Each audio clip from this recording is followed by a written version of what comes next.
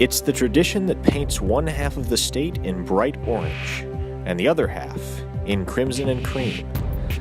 Today, Oklahoma's two premier universities clash on the gridiron, as they have every year since 1904, when the state was merely a territory.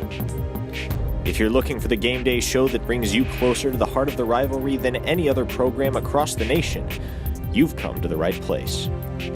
And now, we bring you live to the campus of the University of Oklahoma for 2 full hours of pregame coverage as kickoff creeps ever closer. Wake up, Oklahomans. This is Bedlam, and this is GamedayU. Seriously.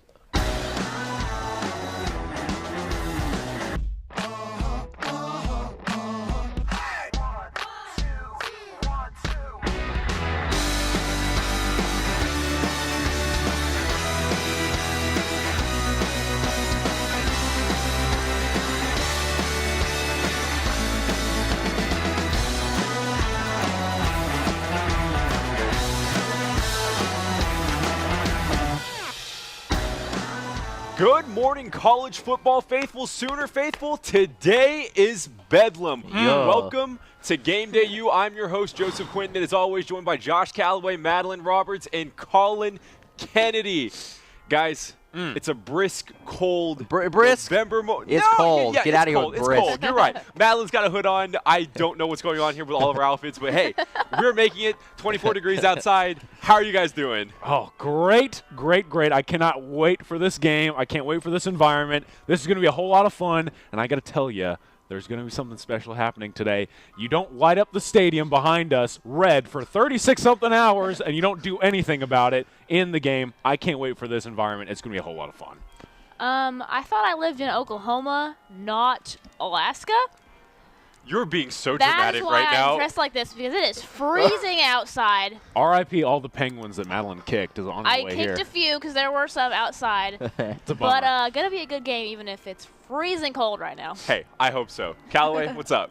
I don't know, man. I'm cold. I can't really feel my toes. Nope. But we're battling Those are through. gone. It's Bedlam. Should be fun. It's always a fun one. ESPN's got their college game day show here. It's a hyped game. It's a big game. One of the biggest games of the year in the Big 12. It is our penultimate show as well. But hey, I'm really happy to be here, guys. But let's talk about this last game last week with Texas Tech. Last week, too close for comfort. Very similar in terms of scoring output to a game 2 years ago. So let's talk about this game.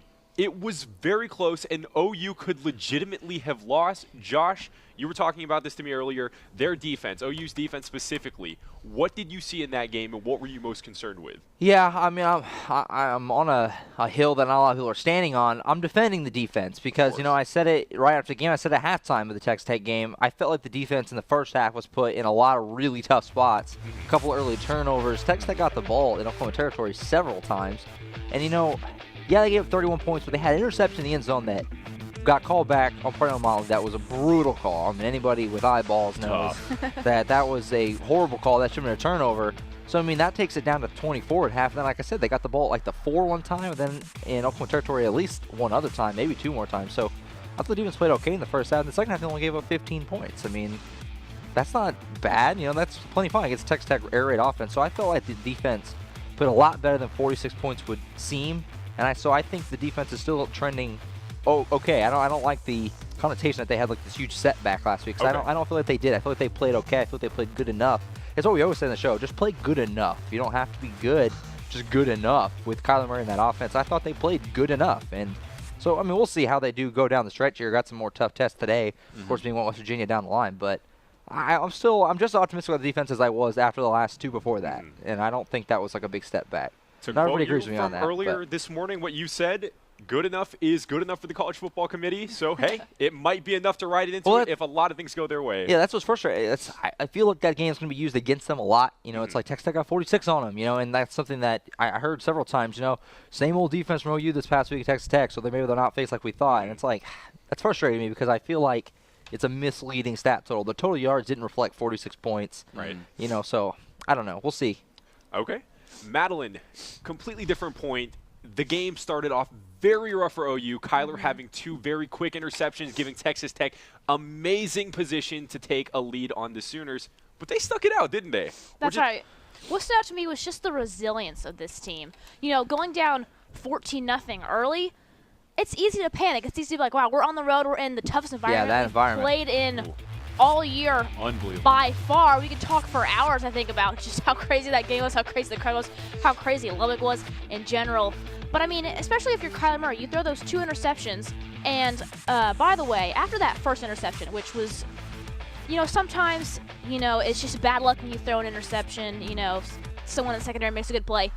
But that was a terrible throw from Kyler. I remember I tweeted right after it. If you don't follow me on Twitter, @MadRobs_. I tweeted. That's cringeworthy. That might have been the worst. I feel a little gross already, and we are a couple minutes into the show. Okay, let's tone it down. I said that might have been the worst throw Kyler Murray has made all season. And then, you know, they get the ball again, and he makes maybe even a worse throw than that. Same guy. So, Intercepted both of them. rough start from him. But, I mean, when you look at, you know, how he finished the game, I mean, he was, let's see. Go to the sheet. 20 for 35, 360 yards, 3 touchdowns, and, of course, those 2 interceptions. No turnovers after those first 2 picks. So when you're down 14-0 early, I mean, like I said, really tough environment. It shows a lot that they were able to, you know, dig themselves out of that hole. So while, like you mentioned, Josh, you know, giving up that many points will maybe look bad, I think the committee will take into account, you know, they started really roughly, and they came out on top in a pretty big way. Now, they were helped by the fact that Alan Bowman did not play in the second half because of his lung injury. If he, you know, keeps playing, does Texas Tech win that game? Maybe. We'll never know. But overall, resilient performance from the Sooners. And this is what you want to talk about. Left the first half with a lung injury, and Texas Tech comes out of the break and does not score in that third quarter. Let's change the scenario. Let's talk hypotheticals here. Yeah, he isn't here. Yeah. Or he is in the second half. What happens? Yeah, that's the thing I want to talk about. And let me preface this by saying, number one, I agree with Josh to a strong degree. I thought Kenneth Murray brought up a great point after the game. Texas Tech brought an offense to the table that not only was air raid based, but it also brought several misdirection plays, deception-based plays, trying to get this defense out in space and then bring the play the other way. And it's very difficult to defend that. So you have to take that into account. But at the end of it all, I look at this game and I think to myself, if Alan Bowman stays in, does Oklahoma win that game? And my answer is no. They win by 5. And let me tell you something. Bowman's going into that football game. He finishes 21 of 26. Okay, he's got 227 yards, 2 touchdowns, goes into halftime feeling pretty good, right? The Texas Tech Red Raiders thinks, we got him on the ropes. Our guy's on a roll. Then they roll out there with Jet Duffy, who, let's remind everybody at home, they scored 17 points against TCU. That's a team that I boosted, and I like their defense a lot, but when you're at Texas Tech, you score more than 17 points, period. If Alan Bowman is in, I'm very concerned for the Oklahoma Sooners overall. Not because of what they did defensively. I think Texas Tech had a phenomenal game plan, but it concerns me as far as the talent level that they might face moving forward.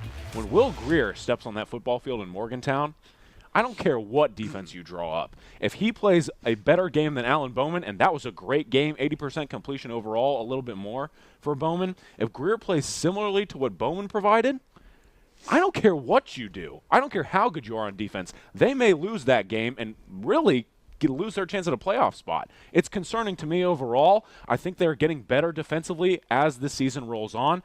But that Texas Tech game, to me, really stood out, not what their problems are, but what they might face in the future. It's a little concerning overall. So let's talk about that. The future is literally a couple of hours away in Bedlam, and that's a big point. There are plenty of question marks for what it's worth. Like Josh said, you got to look at the defense and take away some positives. But at the same time, it's reasonable to be skeptical. So going into today, what are the broader topics that you're looking at and you're thinking about for this Sooners team? Yeah, I mean, I don't know. Obviously, the defense is so easy to look at. You're curious how they play. I don't know. You know, I expect the secondary. I think Oklahoma is going to win big today. I don't think that Taylor Cornelius has the arm to push them down the field. And one thing they've done all well, even though the defense is playing bad, is that they've always kind of stopped the run pretty well. I mean, Singletary at the beginning of the year, starting off, they've always limited the running backs pretty well. So if Oklahoma State's not running with Justice Hill that much, I don't know if Taylor Cornelius is good enough to overcome the lack of run game. I don't know. So we'll see. I mean, you're looking at the defense, secondary especially, obviously. I think, like I said, I reiterate, I think they played better last week than it seems. I don't think that if Bowman kept playing, they would have lost. I think it would have been more the same. You know, I don't know. We'll see. I don't know. I don't Okay. know. I don't know. A lot of I don't know. All right. That's a lot of I don't know. That game was weird. I don't know what pretty to make vague. of I it. think It was the a cold is weird getting to game. you. The last 3 weeks have been kind of weird. That's fair. Oklahoma is a much better team than Oklahoma State. However, Oklahoma is also, in my opinion, and I think it's a shared opinion up here, they're Hot a better take. team than Texas. I think a lot of people would say that, and we've seen, since that loss that Oklahoma took, Texas has dropped some games they probably should have won. So, obviously, Bedlam isn't quite the rivalry that OU Texas is. We can all agree to that. Yeah. Historically, you might not even be able to call it a rivalry because Oklahoma has just been so dominant in between the two. But it's still a rivalry game, and crazy things can happen. We all remember, the re-kick to Tyreek Hill. Oklahoma Yeah. State wins that game. That OU team was also bad. They were also bad, but they had that game, and obviously that decision Bob Stoops made came back to bite them. But you never really know. So I think this will be a good test, like you said, Joe, specifically for the defense going forward into their last two games, especially against West Virginia, which will be probably their toughest game of the year.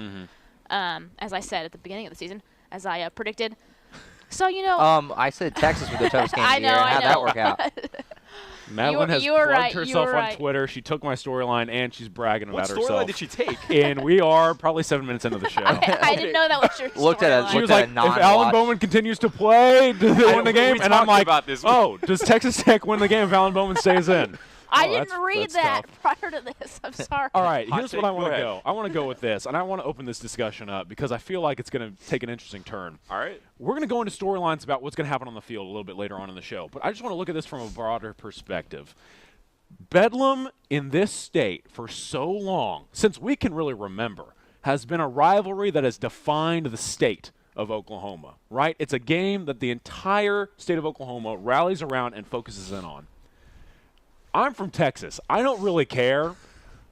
I really don't care about this rivalry, but I go a whole week, and it's Friday, and I think to myself, is it Bedlam week? Because nothing has been going on around this area for the whole time, and it's almost like, is there actually a rivalry game going on this You wanna Saturday? know why? You wanna know why? Because Oklahoma State is bad, Yeah. and they know they're bad, and the line's like 21 or something. He's going to cover that. Yeah, but at the same time, it's the rivalry. It's not a rivalry. That's the point. It's not. It's only a rivalry for the guys in Stillwater. So that's why I want to open this up. As the guy that doesn't really care, do we see this as a rivalry anymore across college football? I don't really care about the state of Oklahoma, but across college football, can this rivalry be defined as one? Because I don't think that it can anymore because we go through a whole week and I completely forget that it's Bedlam week because no one seems to care around here. yeah, it's only a rivalry because the schools are close. I mean, together, like in the same state. It's two state schools. Yeah, if you're just looking at if Oklahoma State was in, honestly they wouldn't be Oklahoma State, but if they were in like Arkansas or something, it's still in the Big 12, same everything. Nobody would consider it a rivalry. It's just because they hate Oklahoma because all the guys who played Oklahoma State probably wanted to play at OU and they couldn't get to go here, and then they lose every year. I don't know what the series. That's like 87-18 or It's something. like 82, 16, and 5, I believe. Don't Something quote like me on that. I think it's but yeah. 87. Joe. I'm Hey, just kidding. I don't know. 80%, 75% win rate. Whatever. It is abysmal. It's a to be lot to a considered little. rivalry. It's a lot to a little. So, it's not a rivalry in terms of that. It only is because Oklahoma State hates Oklahoma, and OU, this is like the 1 week, 1 day a year where Oklahoma's like, go away for another 364 days, and then we'll catch it next time. That's so no. In terms of that, I never have thought of it to be a rivalry. I will say it is a very good point, and this is just a quick thing before we go to break, that this week didn't really feel like Bedlam. In the 3 years that I've been here before No, it's been here, the least yeah, hyped up one for sure. Exactly. But I mean, there are a lot of factors to that. We all know OSU lost a lot of talent and haven't been good this year, but still. I think that's the biggest thing is that just other years, they're pretty good. They may have a chance to win the Big 12, but this year, Right. obviously, This there's year, no chance of that. So it's They kind might, of they might not even make a bowl. Okay, Yeah. they're Yeah, 5-4, exactly. and they end the season with Oklahoma, West Virginia, and TCU at TCU. So we'll see if they even make a bowl game. The camping world is calling their name. All right. The couch. Hey, is I would calling love their to name. be in Orlando right now. That sounds great. I We have can't all tell. agreed on that. This 20-whatever degree weather is not exactly enticing, but hey, we are out here, and when we come back, we'll be talking the same thing. We'll break down this game even further, getting into the pressers, getting into how OU can probably suck less and win more games, and we'll even have a live shot from our studio analyst, Tori Johnson. Don't go away just yet. We'll be right back.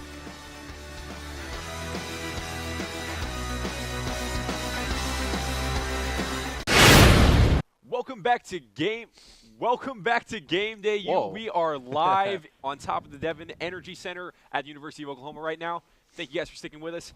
Guys, we kind of delved into it last block about the big, broader things to focus on in today's game, which, as a lot of you have said, isn't much of a rivalry.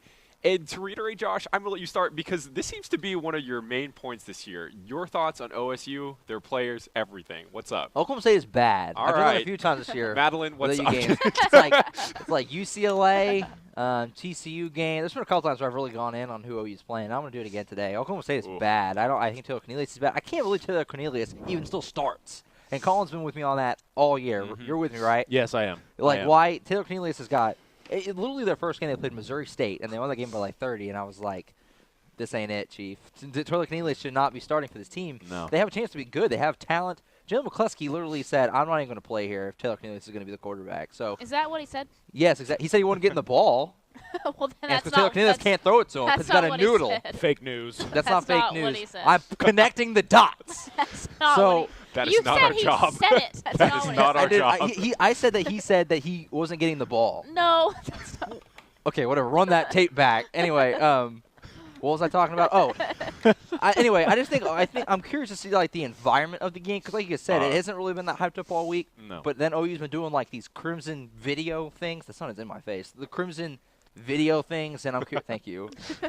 How hype are they? And I think that they're coming out. I don't know how much of a statement when it is to blow out Oklahoma State, but I think they're going to come out and they want to just crush. I think we might see something similar to what we saw at Kansas State the last home game, where it was like, okay, geez, all right, chill. You know, I think that's what we're going to see. I'm curious. I don't think Oklahoma State's any good. I think OU's very good. Let's see me be true and accurate.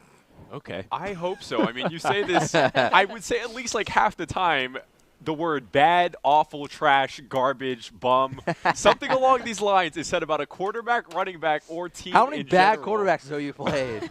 Like a ton. A And lot. they've made a lot of them look pretty good. No. Zeb. All right, Zeb we'll is keep the moving. man. We'll keep moving. If Brock You guys- Purdy wasn't the oh my best player I've goodness. ever seen, then Zeb would be tearing it up for the Madeline, Cyclones. Sonic, what is this about? All right, I'm going to read to you guys, no peeking, stats from two different quarterbacks. Tell me which quarterback you would rather have on your team. Quarterback number 1, through 8 games. Completion percentage, 64. Yards, 2,300. 12 touchdowns, 9 interceptions, passer rating 127.7. That's quarterback 1. Quarterback number 2. Completion percentage, 60. Yards, 2,600. 20 touchdowns, 8 interceptions. Quarterback passer rating 149.4. I already forgot the numbers. I'll read those to you one more time. Oh my gosh. Quarterback 1, completion percentage 64, 2,300 Great yards, TV. 12 touchdowns, 9 interceptions, 127.7. Quarterback number 2, 60%, 2,600 yards, 20 touchdowns, 8 interceptions, 149.9. 1 or 2, who you going with? If we're looking at numbers alone, easily the one with the better rating. 1 or 2, so that's 2. 1 or 2. Probably 2. The one that's not Taylor Cornelius. I know he's one. 1 or of them. 2. No. The one, Give me Kyler Murray. Yeah, which Cornelius one's not is Taylor 2. Cornelius? Cornelius is 2, I'm not right? looking at numbers. I'm looking at Cornelius he's is bad. 2.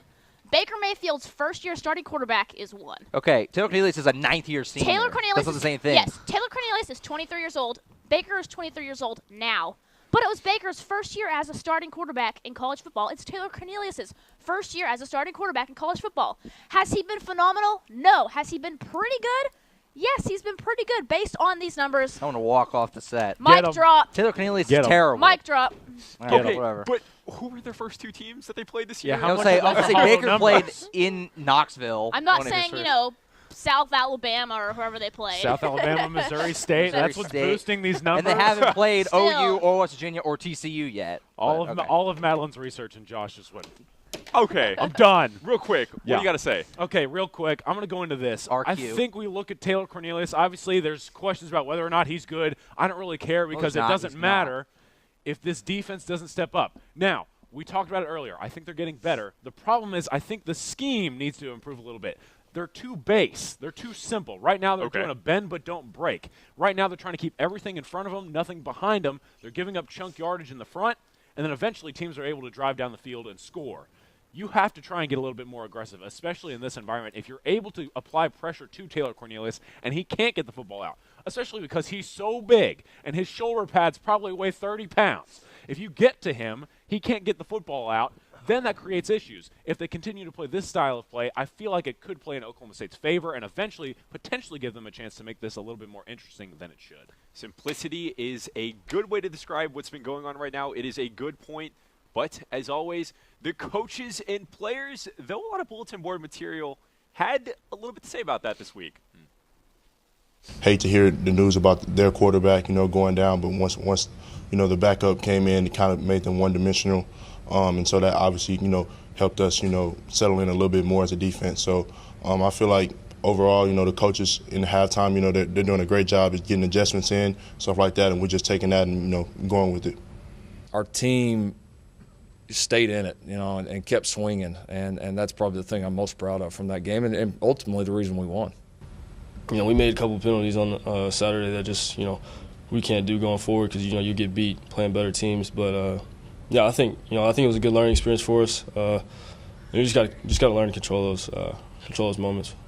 This time of year you got to win, and that's what we've been able to do. And if we've put ourselves in good position, made this upcoming game with Oklahoma State very important, as it's been, for the last several years. I know that I've been here, and then obviously it's a huge game, just the rivalry, regardless of teams' records, regardless of what you've done. It's an important game. It's an important game for this state. It's been a very important game on the national scene for the last several years. It's about getting this win and just going out there and just playing ball for each other. So I feel like, Saturday, obviously we had some situations where, some things happened and we got some unsportsmanlike penalties. But at the end of the day, like I told one of the reporters right here, it's fight-o. Forget it and drive on. Keep on fighting. So that's what we're going to do as a team. I've said it many times. I think, we got the best line in the country. Those guys, after the Texas game, I talked to Coach B. He said, that was the best game they played, even though we lost. So I think that, saying that we lost, I think, they kind of hit their stride after that game. And right now, they're playing together. They're confident. And, they're just doing what they do. We've been doing this for the past couple of years now with this O-line. I think we've had the best O-line for a couple of years now. So, I think they need the credit they deserve. I mean, they're just good. I think their running back is really good. Justice Hill, I think he's really good. I watched him on tape this morning and yesterday. So I think he's real good, real explosive guy. He can make you miss and he also can hit the hole. So I think, great offense, really balanced offense. They really balance up the pass and the run. So it's going to be, looking forward to the challenge, of us defending them this weekend. Obviously, there's a rivalry. Obviously, it'll be intense on Saturday. But for us, we still got to execute and play well.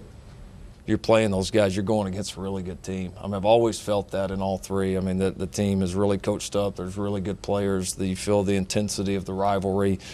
Like I said earlier, it's been a game that's been very relevant on the national stage here for the last several years. So you've felt all that. I continue to feel that, and I think that's what makes it the game it is. So, doesn't matter what's happened before this week. I know that. It'll be a battle like it always is. I'm not a fan of Stillwater.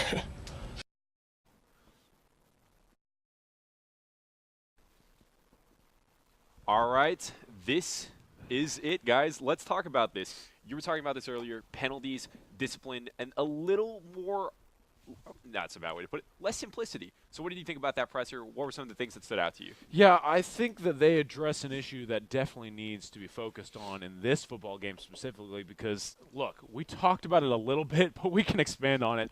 That environment down in Texas Tech, probably one of the best I've ever been in. Crazy. It was scary in there. It was not good. I mean, that got to the Sooners. It definitely did. Those fans got in their heads, and the players were able to stir some things up in the piles. And at the end of it all, when you look at that football game, the penalties that were thrown on the field in that game hurt Oklahoma terribly. I mean, those were just momentum killers. And they weren't like holding calls, pass interferences, except for the one in the end zone. Personal fouls, unsportsmanlike conducts, those issues need to be addressed because going into this football game, if Texas Tech got to you, you know for a fact Oklahoma State saw that on film and they're going to try and do the exact same thing. And, we talk about the penalties. Oklahoma finishes with 10 for 113 yards in that game. Guess what, ladies and gentlemen? Oklahoma State had even more in their previous game against Baylor. 12 penalties for 113. I don't really know how that happens. But if Oklahoma State's on that bad of a tear as far as penalties go, you think they're going to stop when it comes to a rivalry setting? I don't think so. This is their Super Bowl. This right? game might last 6 hours. It might, because there's going to be so much laundry on the field.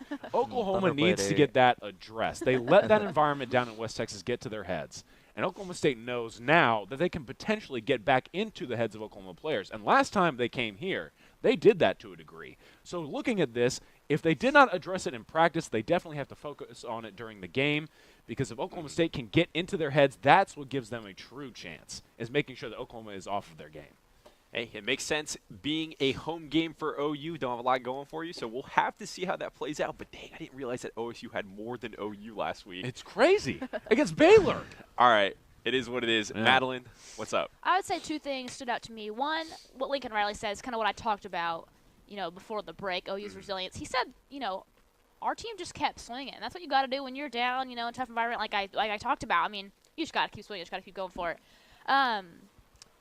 And I think, Kyler Murray, he's excellent. But even he said, this offensive line helps me out a lot. He said, I think they're the best offensive line in the country. They're confident. And I think they've been the best offensive line for the past couple of years. That really surprised me. That stood out to me, that he has so much faith in them that, yes, he is phenomenal. He is excellent. But I don't think the offensive line gets enough credit for giving him time to throw the ball, because they have been absolutely phenomenal this year. Like I said, overlooked, and he knows it. They know they're the unsung heroes, so yeah. Josh, what do you think? Yeah, for me, it's a combination of things. One is that they just kind of feel that I've said it for a couple weeks now, you can see the confidence. It seems like after Texas, they were kind of shook a little bit, but ever since then, they kind of been slowly kind of building it back, and they have kind of like it's going everywhere, like a confidence going on, a little bit of that. They feel like, and they were like, yeah, we kind of played bad at second half, but we need to be okay. They're just like, they're always feeling pretty good. And also, the best thing of the week was right at the end there, Kyler Murray. I'm not a fan of Stillwater. Mm-hmm. I love the garbage talk. It's hilarious because I don't even know if Kyler even meant it. He just doesn't care. And that's what's funny about Kyler is, I feel like this is his 1 year in college football, so he pretty much just goes there and says whatever he wants. He doesn't really care about anything. And it's really fun and entertaining. He also said they were talking about him being recruited, and he was like, hey, I got recruited by this coach, Yelich. And they were like, you mean Yurcich? He's like, yeah, that guy. He just does not care. He has baseball in the brain. Such disdain. It's hilarious how little. And then you got Justice Hill with the Instagram post because he took offense to the I'm not a fan of Stillwater, and he goes and rants. And now, both. I love the trash talk. It's awesome. It's given a little more fun. And I don't know how that's going to work out for Oklahoma State, but it's been pretty fun. I love the trash talk back and forth. Just really a yes fun. or no question. This is all I want. Okay. Do you think that Kyler even thinks he's trash talking, or do you think this is just I literally don't think he did. I literally think he just that's how I feel. he just says whatever's on his brain. He does not care. He's very candid about these things. They were like, did you like the visit? He's like, no, I don't like Stillwater. Why would I like it? I think he knows. I think he knows, if I say something a little controversial, it's going to get out there. People are going to pay attention to me. I just like I the think fact he's that- aware I of it. don't think that's him. All I right, think whatever. he's You aware. guys have been keeping up with it more. I'll believe you. I'll trust you guys. It's hilarious. It is He's- pretty funny. he's- Those are some gold quotes. He's so dry. It's yes, it is very dry. But yeah, that will conclude it for us for now. When we come back, the I'm gonna warm studio team, yes, we will be warming up. We'll take it away with 2-minute drill. Stay with us.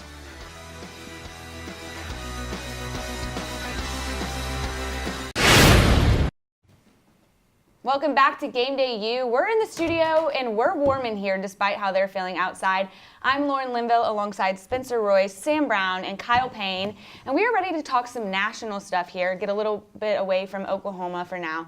All right, so 2-minute drill, guys. Who is your most dangerous one-loss college football playoff contender? Kyle?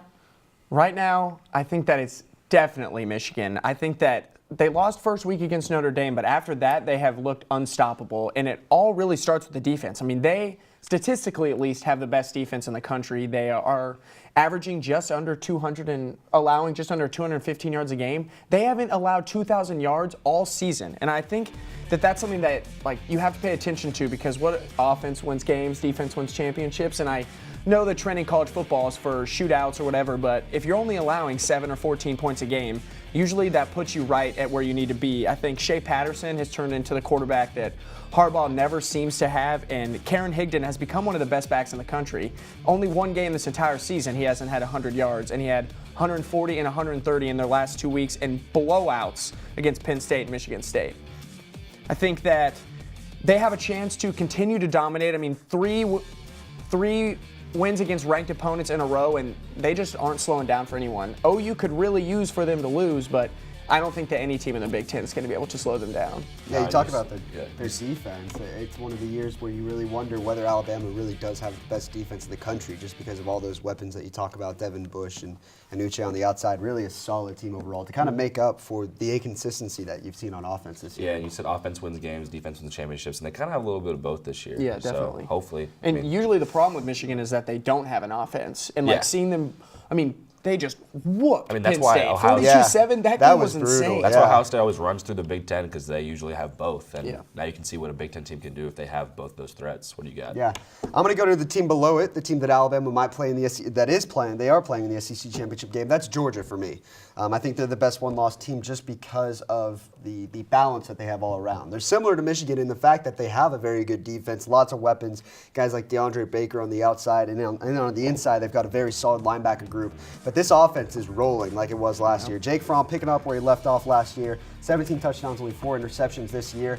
He's been about the same. He's been solid. He hasn't been excellent, but he really doesn't need to because of the weapons he has around him. The two-headed monster at running back with Holyfield and DeAndre Swift. Those guys both have over 600 yards rushing, and they both have at least 5 touchdowns on the ground. And then at the wideout position, McCole Hardman kind of exploded at the start of the season. He's more of the return threat. But Riley Ridley's starting to emerge as the top wide receiver at Georgia. Yeah, they've got a lot of weapons on the offense, and that defense still stout as ever, allowing just under 17 points per game. That's 10th in the country. So they've got a tough schedule ahead. Alabama, obviously, an SEC championship game. If they lose that, they're out. But as of right now, I think they're the best one-loss team. Yeah, I always watch them and I wonder how good would they be if they let Justin Fields play? Because if you watch his tape, that man is. You they have let to him wonder. play a little bit, but you can't go away from Fromm yet. And he struggled to start the season, but he really has turned it on the last couple weeks. I know, it's just I just feel like teams get trapped in this loyalty thing, and you have someone behind them that you know is a more talented player. With that roster, like you said with Swift and Holyfield, that running back tandem is crazy. And if you had a mobile and dual threat quarterback like that, whatever. But here's the thing is that it's not like Clemson where Kelly Bryant just wasn't playing well. Jake Fromm has carried this team to the number 5 spot. So Georgia will be even better next year. But as of right now, I think they're fine where they are with Jake Fromm at quarterback. As far as loyalty goes, the teams ranked 1 and 2 in the country. Both said goodbye to loyalty and hello to the starting quarterbacks that they know are going to get them wins. And look at them both. Their offenses are they're in a tier of their up. own right now. Yeah. My one-loss team, though, they're putting up nearly 600 offensive yards a game, second most efficient offense in all of college football right now. And that team is the Oklahoma Sooners. They have a quarterback. I'm sure you might know him. His name's Kyler Murray. He's probably going to finish first or second. He plays baseball, right? Yeah, he's on that Oakland Athletics. Yeah. In his free time. But I think he's going to finish runner-up in the Heisman race, or at least I think that he should finish runner-up. And despite all the coaching adversity with Mike Stoops and the talk of their weak defense, right, they've been able to just keep on winning games. I'm not going to say their defense isn't a little bit weaker than it should be, but they just keep on getting those W's. And they have the best 1-2 wideout punch, I think, in all of college football with Hollywood and CeeDee Lamb. And the running back attack is really starting to get going now, too, with Kennedy Brooks and Preacher Man Sermon. So I think... Preacher Man. Prayer hands. I think that this team has an offense that's potent enough to hang with any team in the entire country. And I'm sure that most people would agree with that. So when you have an offense that strong and a defense that can come up and get a stop or two when they need it, as they've proven in the past couple seasons and this season as well, I think that makes them the biggest threat to maybe an Alabama headed into the playoff, because they can always put up points no matter what. You never have to worry about them not being able to do that. So I'm going to stick with the Oklahoma Sooners. Let's keep it close to home. And the good thing with Oklahoma is just their schedule. I think they're in a better spot than Georgia and Michigan, because I think Michigan is going to lose at Ohio State, to be honest. And I think Georgia is going to lose to Alabama in the SEC championship game. So if anything, it ends up working out for Oklahoma, because they're in a spot where they can win out and just jump right into that number 4 spot. Right now, I definitely feel like it's between Michigan and Oklahoma if you're looking at it. Yeah, Sam. Yeah.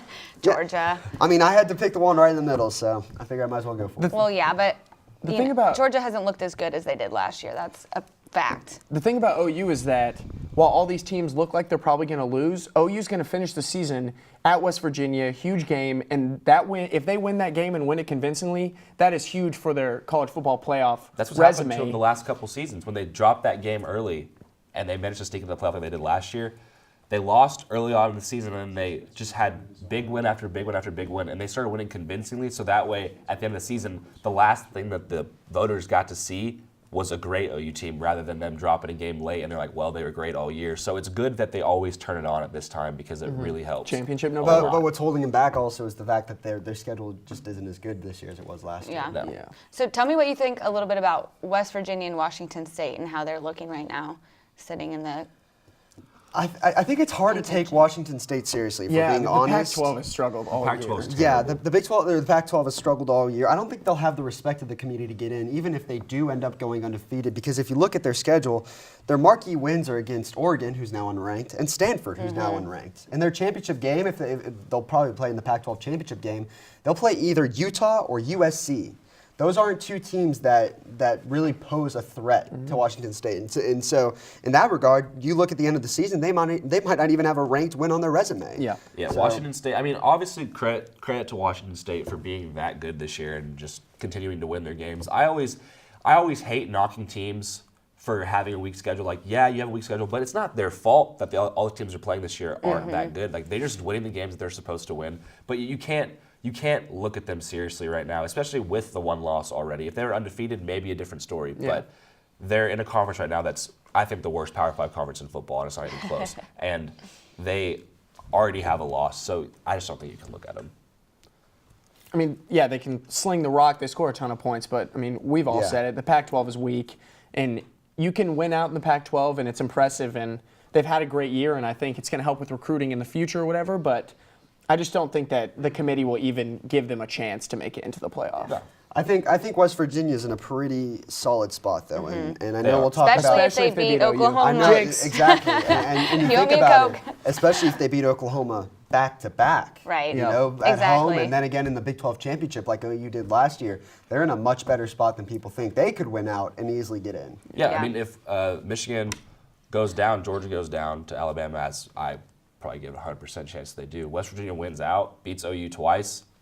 That's a playoff team. That's a playoff team. That's a good resume. That's 2 wins against a top 10 team. Yeah, it definitely hurts a little bit that this game is going to be in Morgantown. You know. Well, OU plays great in Morgantown. You're right. They do like this. Last time. Yep. Yeah. And the Stormtrooper outfits. All right, we're going to go ahead and take a break, but don't worry, we'll be back here in the studio right after this for 3 questions you might want to hear their takes on. We'll see you in a sec.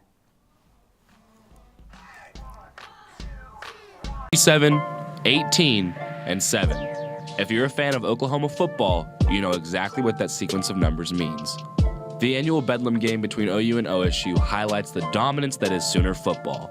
When the Sooners and Cowboys first met in 1904, OU won by a score of 75-0. In fact, the Cowboys did not score a point in this historic matchup until 10 years later in 1914. 28 of the Sooners' 87 wins have been shutout victories, and they once won 19 straight Bedlam games starting in 1946. At the pace the Cowboys are going, it will take OSU over 400 years to reach the 87 wins the Sooners have now. If Mike Gundy wants to reach the number of Bedlam wins that Bob Stoops ended his historic career with, at his current victory rate, he will have to coach until he is 122 years of age. In the last 50 seasons, OU has had more national title wins than OSU has had Bedlam victories on their home field. Do you see where I'm going with this? It's not even close. But thankfully, this rivalry that really isn't a rivalry at all provides some of the greatest days to remember in Sooner football history.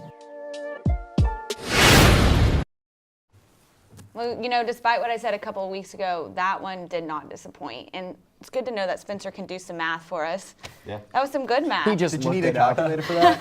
No, I'm just a big analytics guy. There you go. Big you know, some people analytics? think it's not a rivalry because of those numbers, but It's not. I mean, if take away the It is a rivalry. It's a rivalry. It's an in-state historically, game. yeah. I feel like it's an in-state rivalry that's just dominant. I mean, it's hard to call it a competitive rivalry. Right. I mean, I'm a big fan of the rivalry. As a Sooner fan, yeah, the two teams do hate each other. I think there have been an some awesome great game. moments. I love going to it every year, but to sit there and not expect one team to win every single time, it's just like, come on. I mean, when you look at a rivalry, it's not exactly a competitive rivalry because the two teams do hate each other. There have been some really good moments in Bedlam history. I would hate every team I played against. All right. We're going to go ahead and transition here, guys, to, again, more national stuff. We're going to go into 3 and out. So first question, is Notre Dame still a playoff contender if they lose again? Or if they lose in general? They haven't lost yet. We all know the answer. It's hard to say anything but no, especially if you lose this late in the season. So don't. I'm going to say no. I'm going to say no. If you lose this late in the season, it is really hard to bounce back from that. They arguably have the best win in the country this year against Michigan in Week 1, but Week 1 it's tough. I mean, Michigan didn't look like the same team, and I talked about them earlier. They've just looked unstoppable, but Notre Dame has looked good. They kind of struggled last week against Northwestern. They had to get a couple lucky breaks to get the win, and Ian Book is clearly their quarterback, but he's hurt. He's not playing this week, and I don't think that Florida State is good at all. But if they're going to lose a game, it could be this one or next week, especially if Book isn't back. And if they lose, then they're definitely out. I'll go and expand on that. Not just no, heck no. They don't have a chance in the world if they lose at some point before the end of the season. When you look at their resume, yes, they have the big win at Michigan. That's an impressive win. Their other wins at home against Stanford and at Virginia Tech.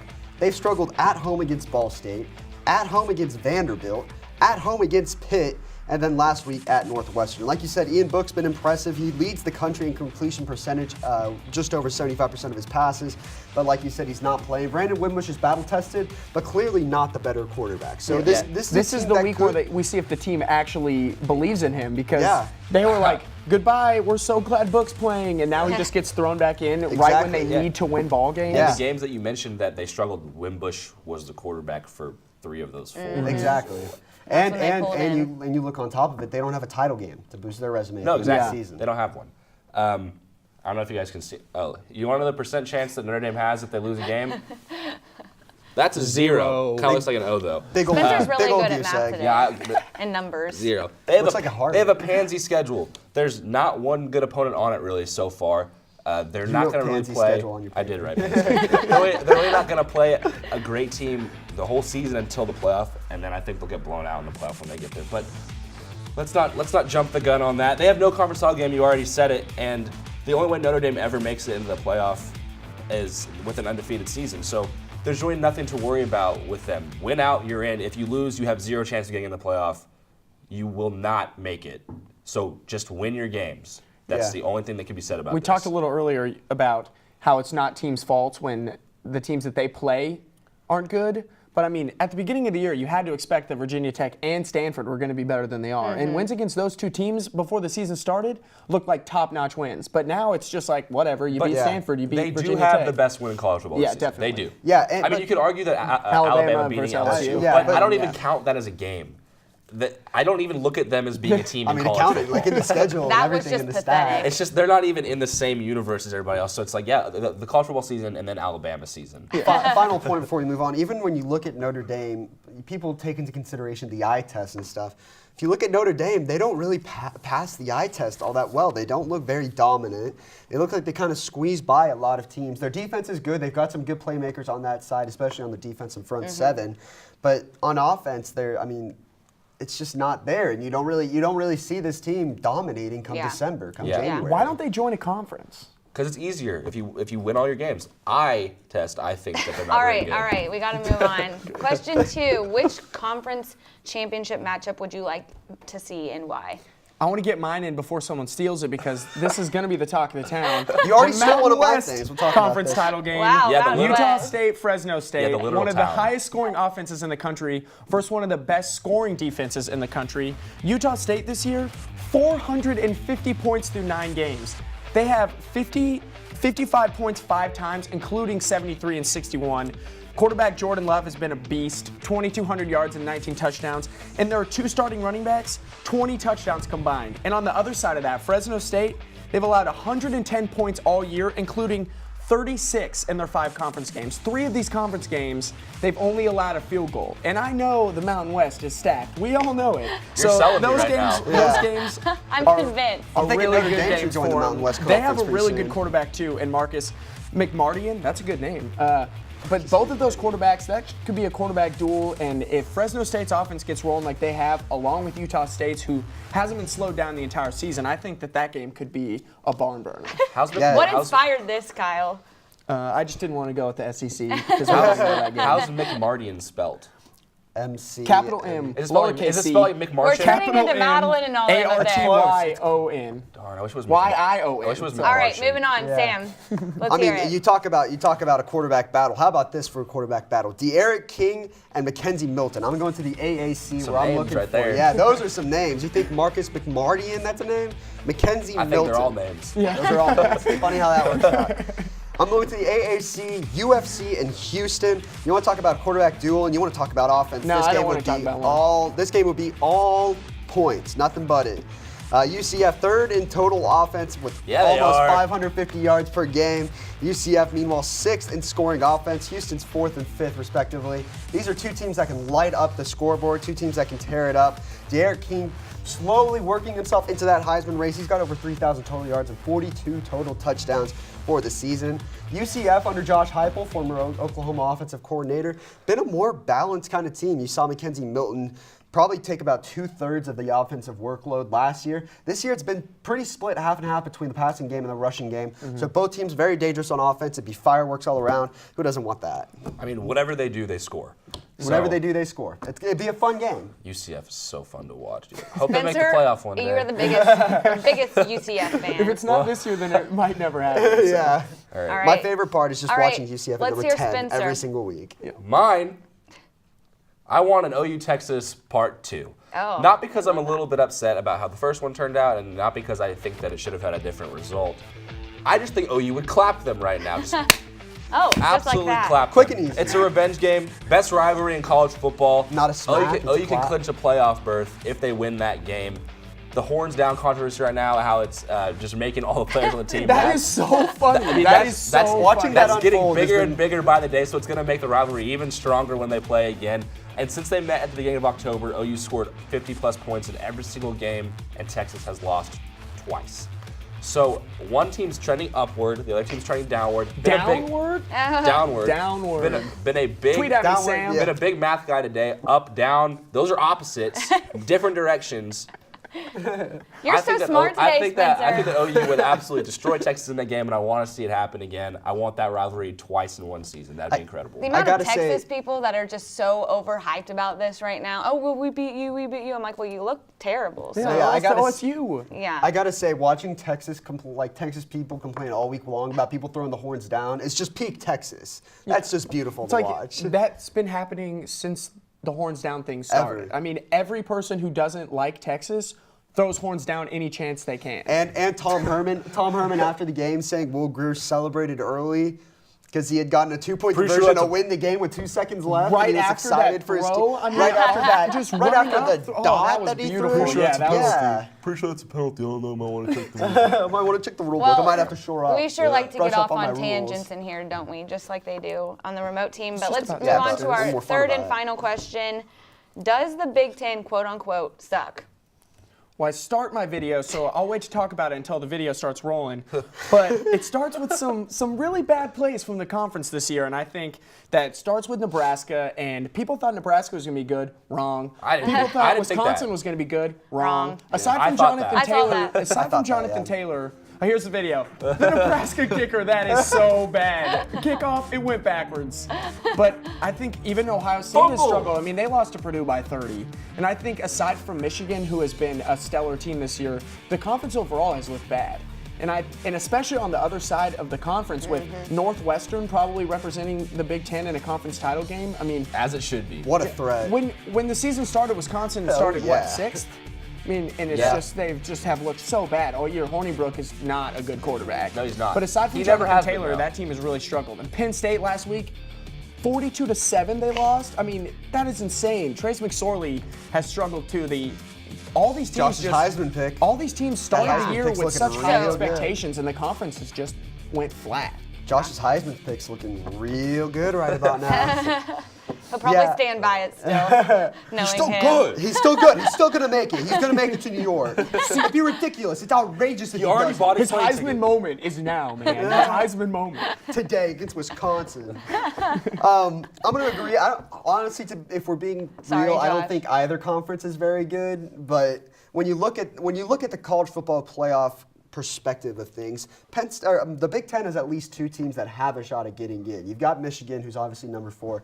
You've got Ohio State, who's got an outside shot at getting in, a very slim chance. They've got to win out, beat Michigan. And a lot of teams have to lose. A lot of teams have to lose. They got to win in the Big Ten championship. It's slim, but it's not Washington State, guys. We talked about it earlier. Washington State is not that good. I think they're overrated. I don't think they've played anyone good. The best team they've played is Oregon. They played Oregon. They beat them by 2 touchdowns at home. Justin Herbert's a good quarterback. Don't get me wrong, but this Washington State team just overall doesn't impress me at all. They don't stand out, and to me, the Big Ten has a better shot of getting into the playoff than the Pac-12 will this year at all. They suck or do they not suck? I think both conferences are bad. I think both of them are. I was just looking at the playoff perspective of things. Well, because we're all going to say they both suck.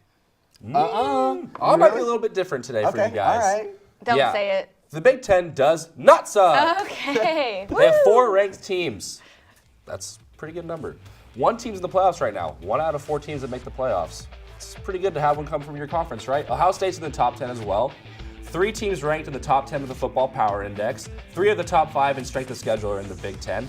So it's an all-around tough conference, and whenever you have a tough conference like that where you play each other, it's going to make the teams lose more games because there's not much difference between the teams. Now, you could argue that maybe all the teams all around aren't very good this year, which maybe it's not the case. But when I look at teams and their strength of schedule is all that high, I can cut them some slack. They have to play each other a lot, so there's a good chance that they're going to beat up on each other. And you see that happen in all sports whenever a division's really good. They have to play each other, so they're going to lose more games. So the Big Ten does not suck by any means, especially when you have conferences like the ACC and Pac-12 lying around. And there's only 5 Power 5 conferences. That's why it's called Power 5. So surprise again with the math. Big Ten. The Big Ten. Wow. Somebody hold a mag. The Big Ten's at least number 3 this year, which would put them right in the middle. And mediocrity sucks for some people, but it's still in the middle. Yeah. I think I'm basing my suck off of the expectations that I had going into the season. Like, I really thought there were going to be some teams from the Big Ten that played way better than they've played so far. So you're right. They may not suck as a conference compared to other conferences, but to what they should have done when the season began, they have not done at all. Yeah, like here's the thing. Penn State was in definitely some people's playoff picks. Wisconsin was in some people's playoff picks. Ohio State was in some people's playoff picks. You're gonna tell me people had Washington State finishing at number 8. You're gonna tell me people had USC going up to the playoff or Oregon making the playoff. None of those teams had a chance to begin with. So I think the Pac-12 sucks too. Yeah, no, the Pac-12 sucks. Worse. I think compared to expectations for the Big Ten at the start of the season, they haven't just really lived up to it at all. All right. Well, we're going to go ahead and send it back now to the remote team. They're going to talk some more Big 12, but don't go anywhere because we'll be back in just a bit.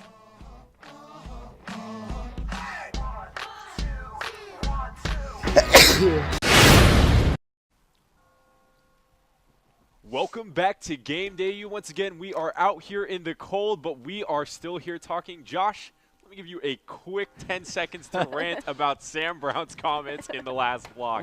Take it away. What was Sam's Heisman pick? Oh, yeah, he didn't make one because we only let him have 1 block a show. Ooh, Get out of here, son. I didn't you said K-State would be good.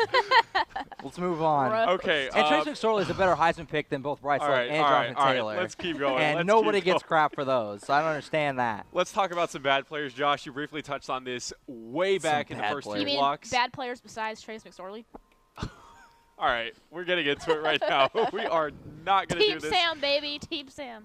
Wilger stinks. He was exposed by the truth that is Brock Purdy and that Ames crowd. Okay, so let's talk about Cornelius. Let's go ahead and dive back into that topic. Josh, take it away. What am I talking about?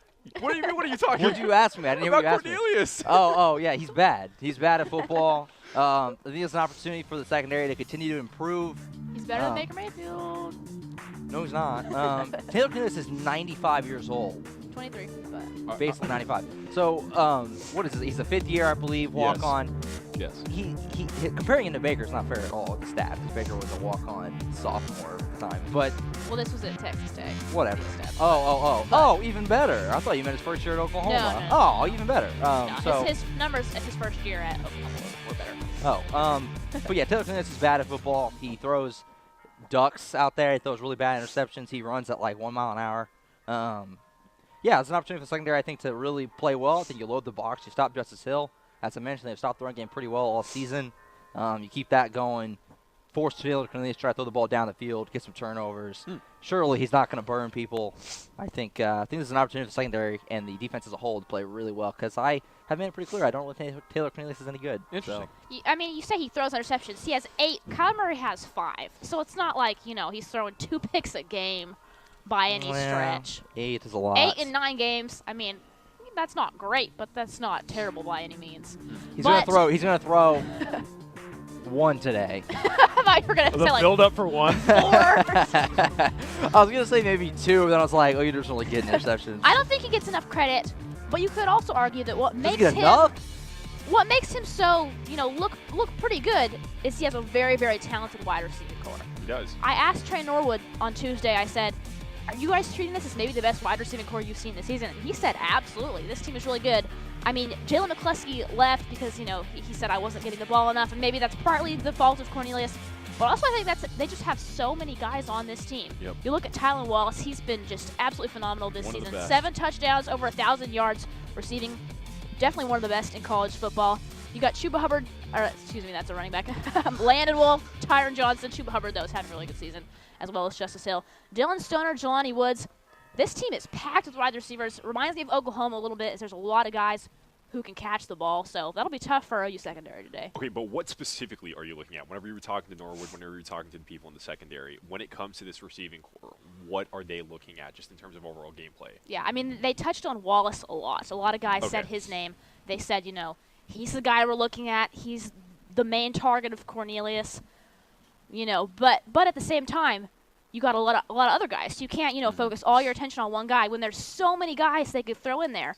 I mean, you look at this Sooner offense, CD Lamb, Marquise Brown, just 2 of the best guys off the top. Those are 2 guys you have to watch. And there's also a lot of other guys that can catch the ball. So I think it's a similar scenario in which, if you're in the secondary, you got to be on your toes. Okay. Hey, players of the game. We don't have a graphic for this, and I don't think that's what you call it, but your impact players, your key players, whatever it is, I know you want to talk about it. It's the brand new segment that no one acknowledges. I Collins key players. I literally. I appreciate Both you, of us just acknowledged it. But, yes, I got a lot of crap for it last week. All right, I whatever. feel the Keep going, momentum man. What's building. up? We're All right, running with it now. Here comes Collins key players, ladies and gentlemen, brought to you by Sponsor Pending. Here we go. My first on the offensive side of the football for the Oklahoma State Cowboys.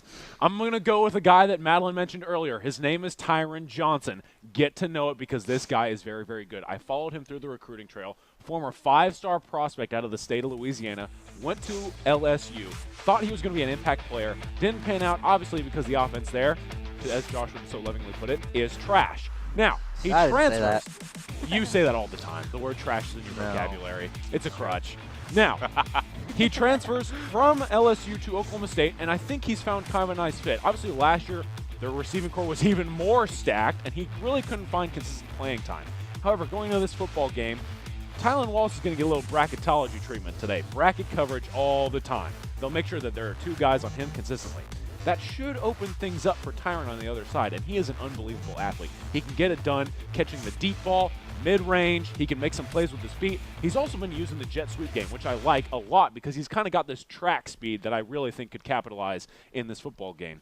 Overall, I think Tyron Johnson, if Tylan Wallace is attracting too much attention, could have a big game, especially if he's matched up on sort of the off corner. I assume Trey Brown will try and match up with Tylan. If Trey Norwood isn't up for the challenge, I think obviously Tyron Johnson could have a big game. Let's go to the defensive side of the football. My impact player, you could go with Jordan Brailford, the guy that's top in the conference at leading in quarterback sacks. You can look at Justin Phillips, the stud linebacker, Calvin Bundage.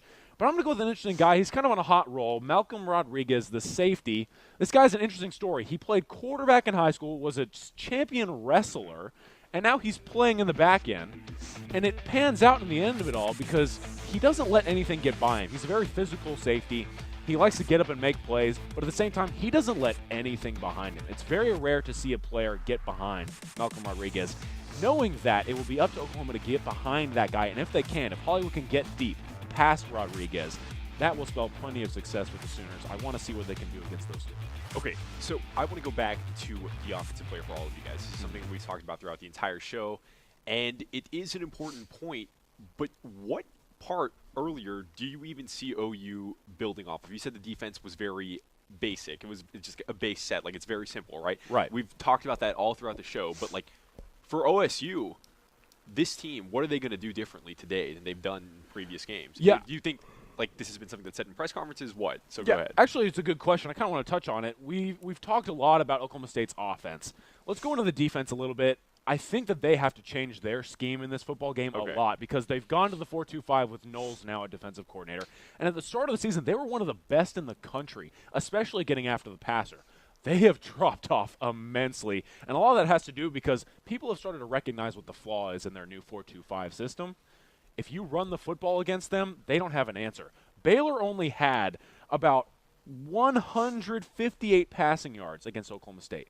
For Baylor's offense, a good offense, I think we can all agree, that's very, very low. However, they had over 200 yards rushing, and that's really what got them the win in that game. Going into this football game, I think Oklahoma State's going to try and be a little bit more conscious of that weakness, especially with Trey Sermon coming off of that unbelievable football game down in Lubbock. If they try and focus on the run, then you have to try and figure out what's the right balance as far as play calling. I think that's something that they have to figure out. Thoughts? For me, I think Oklahoma State should take advantage of the fact that they have two tremendous linebackers. As Colin mentioned, Justin Phillips, Calvin Bundage. Those guys have 80 solo tackles between the two of them. Really 80, 2.5 sacks. And I think we saw a little bit last week what happens when Kyler Murray sees some pressure. Like he said, he has a fantastic O-line in front of him, but obviously they're not perfect. When Texas Tech got pressure, he threw those two really, really bad interceptions. So I think that Oklahoma State can capitalize on the play of those two guys trying to win the battle in the trenches, especially against that good O-line. I think they have a good shot. Yeah, it's funny because, Oklahoma State, a lot gets talked about the fact that they get a lot of sacks. I believe they're at the very top in sacks. I don't know if they actually lead the country, but they're And Brailford is the top at the quarterback very sack top. in the conference. Well, they're playing probably the hardest quarterback to sack in college football today, in Kyler Murray. Yeah. And so I'm kind of thinking in my head, just logically, maybe this is a game where Kyler Murray's going to scramble a ton. Maybe not, but I feel like this might be a game where Kyler rips off some really big runs and he goes for over 100 yards himself. And then that opens it up, some halfback draws if they're trying to bring some pressure on him, some draw plays with Sermon and Kennedy Brooks and stuff. I feel like the run game from Kyler and then some read option types with Brooks and Sermon might really work really well today. Maybe. We'll see. We'll just have to see. I think that's a good point because both things have been said. You guys said maybe penalties will be one of the things that makes this game drag on, but at the same time, maybe rushing will be OU's bread and butter. We'll have to find out. It should be an interesting thing to look at. But let's talk about this conference. Let's talk about the standings. Take a look right here. OU, of course, leading the conference with a 5-1 record, tied with West Virginia, and followed with UT and Iowa State. The list goes on and on with the other 6 teams, but those are the 3 biggest teams that pose a threat to OU for another run at a Big 12 championship. So let's look at the schedules. The schedules for these teams are what is defining. We could very well see any number of combinations for teams that will be in this conference championship game when we go to Dallas later on this year. And so look at this. UT plays Texas Tech, Iowa State, KU. Very manageable schedule. West Virginia, TCU, OSU, and OU. Not as manageable. And Iowa State, Baylor, Texas, and Kansas State, equally as manageable as UT's, if not more. We digress. We'll talk more about that later. But the point being, with these 3 schedules, there isn't a clear-cut person. Yes, West Virginia looks like it could be the team that OU plays later on this year, again after the Thanksgiving game, but the Thanksgiving week game. Yeah. What do you guys think about these schedules? What do you think about the teams that OU could potentially play later on for a championship game? Assuming, I know we're assuming, but OU schedule obviously is going to play Kansas, Kansas, West Virginia, and Oklahoma State today. So yeah, your thoughts? I think what we need to focus on is West Virginia and Iowa State because, as Spencer mentioned, it would be really cool to see a rematch between OU and Texas. But a lot of things have to happen for Texas for it to happen. It's much more likely that they'll end up playing West Virginia or Iowa State. Now, we talked about this a little bit last week. I think the main focus, or at least one of the main focuses on, which team OU should play, depends on the quarterback. You got 2 good quarterbacks for these teams, Will Grier, Brock Purdy. If you look at the numbers, Will Grier has been a little bit better. But at the same time, obviously, Brock Purdy didn't start the season. He kind of came on after some injuries and stuff like that. But I think what it comes down to, when it comes to, which team, if you're the Sooners, do you want to play? Of course. Let's say OU makes the college football playoff by chance. They play Alabama. Yes, Alabama will put 200 points on them probably, but they're going to score some points. The Sooner team, no matter who they play, they're going to score some points. these two teams have very similar defenses. So I think the key is which team is going to score more points against this Sooner defense, and I think undeniably that is West Virginia. West Virginia averages 40 points per game. That's 12th in the country. Iowa State only manages 26.9 points per game on average. That is 85th in the country. So if you're the Sooners looking at two very similar defenses, one offense that's quite a bit better than the other so far this year. So I think if you're the Sooners, you want to play Iowa State in December. All right, I know you had some thoughts on, go ahead. No, actually, yeah, go for it. So what are you saying? You're saying that they are going to play Iowa State or they're going to play West Virginia? I think they want to play Iowa State. I think it is a little more likely that they do end up playing West Virginia. But in terms of who they want to play, I think you want the Cyclones. Yeah, I mean, you guys know I'm on the Iowa State train. I've liked Iowa State even before the season. I thought Iowa State could play in the Big 12 championship game against Oklahoma. I thought because Kyle Kempt was in a really big year, he got hurt early.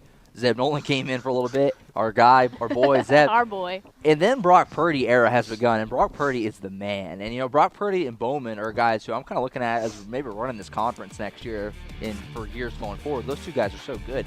And I love Iowa State. I really like them. Akeem Butler, there's not words. He is the man. He's the man. Maybe the best receiver in college football. Him and Marquise Brown are really close. He mosses people and just breaks a million tackles. Dave Montgomery, and then I love Matt Campbell. He's like one of my favorite coaches in college football. So I think Iowa State's really, really good. And I think Iowa State is going to make the Big 12 championship game because, as I said before, their schedule's easy. It is. Unless you think they're going to lose to Kansas or Baylor. Is it Baylor that they play? I'm pretty sure it's Baylor. Unless you think they're going to lose to Kansas or Baylor, it comes out of the Texas game, and none of us really think Texas is all that great. So, I think Iowa State's going to beat Texas. Iowa State's going to win out. They're going to play in the Big 12 championship game. And I think that's better for Oklahoma because even though it might be harder maybe to play West Virginia twice in a row, you need resume. And I think Iowa State, who will be a top 15 team by that time, they haven't – when OU played them last, it wasn't Brock Purdy. So I don't know how much credit OU's getting for the first Iowa State win because it was Zeb Noland. So I don't know how much credit they're getting for that. You play Iowa State, who's in the top 15 playing really well. Iowa State smoked West Virginia when they played. I think that's better resume, and that's what OU needs more than anything is resume boost because OU's not going to get into the CFP if the top four keep winning. But if Ohio State does beat Michigan and it comes down to Ohio State, Oklahoma for that spot, you need to have every bit of help you can get. And so I think Iowa State going to the Big 12 championship game is better for Oklahoma in terms of resume. I think they're equally hard. It's hard to beat anybody twice. That is a good point. But and like that's you what I'm said, thinking. it's not even the same Iowa State team. So Completely I'm going to talk different. about this because this is something that you were talking about earlier, and I think you have a little bit of a different opinion as opposed to Madeline and Josh. But along with that, take it away with your second set of key players. You can't escape it, guys. Joe, you asked me what I thought about these teams, so that sounded like a cue for another round of Collins Key Players. Dun-dun-dun-dun. No boy. Here comes Collins Key Players round 2, brought to you by Sponsor Pending. Here we go. Let's go to break. Ladies and gentlemen, let's look at West Virginia. I've got a guy that I think, and both of these players that I'm going to bring up right now are guys that could pose problems for Oklahoma whenever they face them. I'm going to go with Kenny Bigelow to start at West Virginia. The big fella for the Mountaineers, transferred from USC. He went from one nice, pretty coast to, well, not so warm and fuzzy on the other side, but he's found a home, and this guy, he is big. He's physical. He's aggressive, and he provides something that everyone talks about that's crucial. Applying pressure up the middle is devastating for an offense, and Kenny Bigelow has provided exactly that for the Mountaineers. And it seems like every single time that I put on them on my television, except for maybe the Iowa State game where Bigelow didn't have a very good game, this guy is all over the line of scrimmage. If he continues to dominate on that line, he's 6'4", 307. If he comes in and Oklahoma's offensive line isn't ready to go, and they face him with a chance to either face him again for the Big 12 title or maybe in that Big 12 title go to the CFP, Bigelow could ruin it for him moving forward. To the other side, let's go to a guy that Josh touched on. I think everyone on this desk is a big fan of. Is Hakeem Butler even real? I mean, is this guy for real? I will say this. I'm going to pull a Madeline right now. I'm going to toot my own horn a little bit. No. Beginning of the year at Big 12 Media Days, I went around and we were talking a lot about Iowa State. Will they recover from Alan Lazard leaving the program? And I told a lot of people, look, Hakeem Butler's the same frame, same kind of athlete. He's going to be an impact player. I don't think anyone in the country saw this guy becoming the receiver he is right now. And he is on an absolute roll. Against Oklahoma, he went bananas, okay? 170-something yards with a couple of touchdowns. And then again against Kansas, he was just bullying people, man. Literally. He threw a corner to the ground, I was gonna say literally every single week we were in the, whether it's in the press box or whatever we are, we see an Iowa State highlight. There's always at least one Him throwing somebody brutal down. Hakeem Butler Moss, and then just throwing people off him and running for like 50 yards into the end zone. And you have to think, if Hakeem Butler gets another shot at Oklahoma's secondary, a secondary that he embarrassed. He did. With Purdy as his quarterback. Yes, that's the key. Can Butler put up even more numbers and potentially maybe even win the game for him? I don't know. We'll have to find out, but you have to like what Hakeem Butler can bring to the table, and it should scare the Sooners if they see him again. But I want to ask, so you think, make it quick, I'm hopping in Joe's role here. I want to ask you, you're good. Who do you think is better for Oklahoma to play for all aspects, whether it's easier to win and resume? Because I think Iowa State is best for resume, and it might be easier. I don't know. What I think will happen, they'll play West Virginia. What should happen for them, it should be Iowa State. So That's exactly what I You think they're going to play West Virginia? I think they will. So you think Iowa State's going to lose a game? They could. I think that Texas will be potentially a problem. It's a good point. It is a very good point, guys. And I guess, like always, the way we conclude this, we'll just have to wait and see, honestly. It's going to be a very interesting race. It's tight. It'll be a lot of fun. But this will conclude our block. When we come back, we will send it straight back to the studio. But we'll be out here right after that, so stay with us.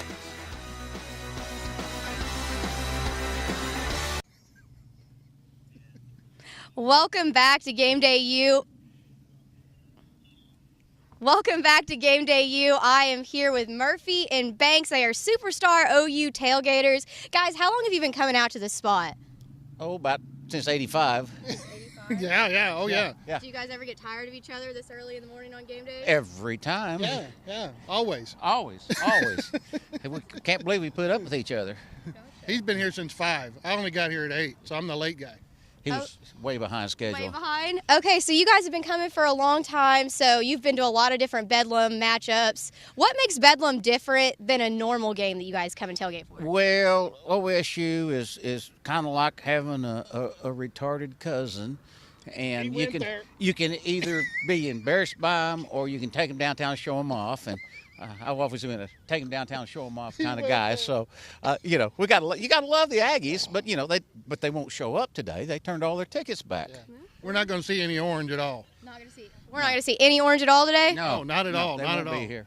We're going to red out the stadium? Yep. Gonna win. So you guys are OU alums. You were telling me earlier. What does it mean to be an OU fan for you guys? I don't know. I've been an OU fan since I was 12. I got scholarship offers from Aggie State, and I came to OU instead. So, and I came to OU because didn't know any better at the time, but still come back. So it's what you do. Well, Murphy, you were telling me earlier you got here at 5:30 this morning. Why is it so important to be a big-time tailgater like you are? Well, first of all, you got to get it early because you got to get a particular spot.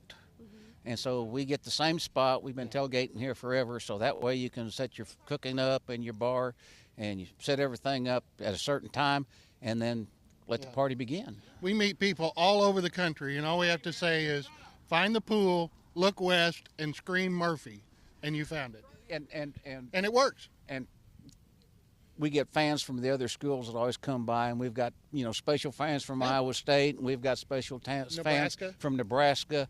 And even though we don't play Nebraska in the conference anymore, at least once or twice a week, I get a note on Facebook from the guys from Nebraska going, "Okay, we're coming down in 4 or 5 years. If we're alive, we're coming back." Oh my gosh. That's so funny. So you guys have had lots of games that you've tailgated, I know, but do you have a favorite one or one that sticks out as the most memorable for y'all? Tailgate, most memorable? That's a tough one. Probably the time that general. We had like the Army, what was he?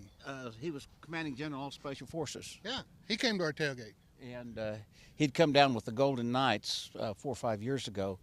And then he started coming back because he was an OU grad as well. And so he always had great stories to tell, and it was always an honor to have him. So that was pretty cool. Yeah, that was cool. And then we had the athletic director at Iowa State. Was he the... He was something, athletic director. Yeah. And so you can't tell that story. I'm sorry I brought it up. But once you've tailgated the same spot for so many years, then people We're that an don't institution. people that don't come to every game, if they come to one game a year or 2 games a year or whatever, they always know where to find us. Yeah. So that's always fun, and you'll renew friendships and things like that. Yeah, they just go by the pool and they yell Murphy. Yeah. Exactly. Yeah. Well, that's awesome, and guys. Sometimes they're not even ex-wives. Oh my God. Okay, well, it was so nice getting to talk to you guys. Thank you for opening up your tailgate for us, but I've got to kick it back to the team in the studio. Boomer. Sooner. Boomer Sooner from these two at this tailgate. Thanks, guys. All right, well, thank you for that, Tori. Welcome back to the studio here on Game Day U. Thanks, Matt. I'm Lauren Linville, and it's time to recognize this week's NFL Sooner standout. This week's standout is 2017 Heisman Trophy winner Baker Mayfield, who earns the honors for the second time this season. Despite the Browns' struggles, Mayfield has played quite well under center for Cleveland. In his most recent action, the rookie and top draft pick threw for 297 yards and 2 touchdowns against the Kansas City Chiefs. Even though it wasn't enough to push the Browns past the Chiefs, it was more than enough to earn Mayfield the Sooner standout nomination. All right, well, we're back in here ready to talk college football, just the landscape in general, the rankings, all of that. So first off, let's get it started with Alabama. They're number 1, always, and they deserve that spot. So tell me a little bit about, do you think anyone can beat Alabama at this point in time? Kyle? Well, we have to pick somebody, so I'll go with Clemson. I don't think that they would beat them if they played. I don't know if there's any team that would. But Clemson's offense has really turned it on this year, and I think Trevor Lawrence becoming the starting quarterback really did that for them. But it's really about the running game. I mean, last week they scored 77 points against Louisville. And I'm not saying Louisville's good, but 77 points is a lot. And they had 3 different running backs on less than 10 runs apiece, all break over 100 to 150 yards. So they just have a lot of depth, and they have a lot of good balance. We talked a little bit about balance earlier, but I think as far as their offense and defense goes, they really have set themselves apart, especially from everyone in the ACC. And people don't really give them enough credit because of how easy their schedule has been, but they have dominated every single game they've played this year, and it hasn't really even been close. I mean, they played NC State, and people were like, is this the game we see Clemson struggle? And they spanked them. Yeah. So there's nothing that they have done this year to make me not think that they're at least in the contention to beat Alabama. Yeah, I agree. I think that Clemson probably poses the biggest threat, if you want to even call it a threat. But I think Oklahoma, if you're looking at somebody, like you talked about earlier, who want to put up points with Alabama, it'd certainly be Oklahoma, a team that's top 5 in the country in points, yards, whatever you want to name it. That's a team that can hang with Bama, especially come playoff time. Yeah, I mean, just being able to score like that's a big help. And also, after Clemson's tough match with Syracuse, and they lost the year before, after that game, they really have just heightened their play and turned it on more and more every single week. But I actually found out that you don't have to pick a team because I realized that no one can beat Alabama. No, it's true. Every week. You're not wrong. Every Nothing's week I say changed. this.